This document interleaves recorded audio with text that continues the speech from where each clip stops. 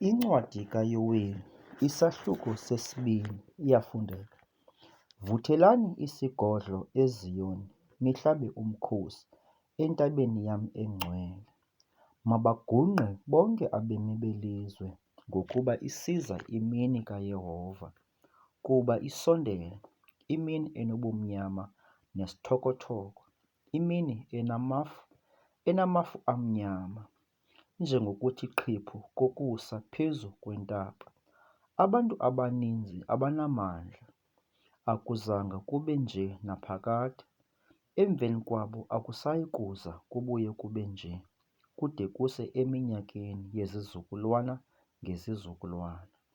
Phambili kwabo kutshisa umlilo, ngasemveni kwabo kurhawula ilangatye. Ilizwe linjengomyezo we-Edeni phambi kwabo, emveni kwabo linjengentlango enkangala, nento esindileyo ayikubakho kulo. Injengokubonakala kwamahashe imbonakalo yabo, linjengokhwelwayo benje njalo ukubaleka. Linjengesithonga seenqwelo zokulwa ezincotsheni zentaba amagqatsi abo. Linjengesithonga selangatye lomlilo otshisa indiza, njengabantu abanamandla abakhe uluhlu. Ebusweni babo ziyazibhijabhija izizwe, bonke ubuso babo babaluthuthu. Bagidima njengamagorha, banyuka udonga njengamadoda okulwa. Bahamba elowo ngendlela yakhe, abaphambuphambuki emendweni wabo. Abagilani bahamba elowo ngomendo wakhe, bawa nasezikhalini banganzakali. Baphithizela emizini, babaleka eludongeni, banyuka ezindlwini, bangena ngeefestile njengesela. Phambi kwabo uyagungqa umhlaba, liyanyikima izulu, lisuke labamnyama ilanga, nenyanga neenkwenkwezi zibufinyizile ubumhlophe bazo. UYehova ukhupha ilizwi lakhe phambi kwempi yakhe. Kuba umkhulu kakhulu umkhosi wakhe, kuba unamandla umenzi welizwi lakhe. Kuba inkulu imini kaYehova, yoyikeka kunene.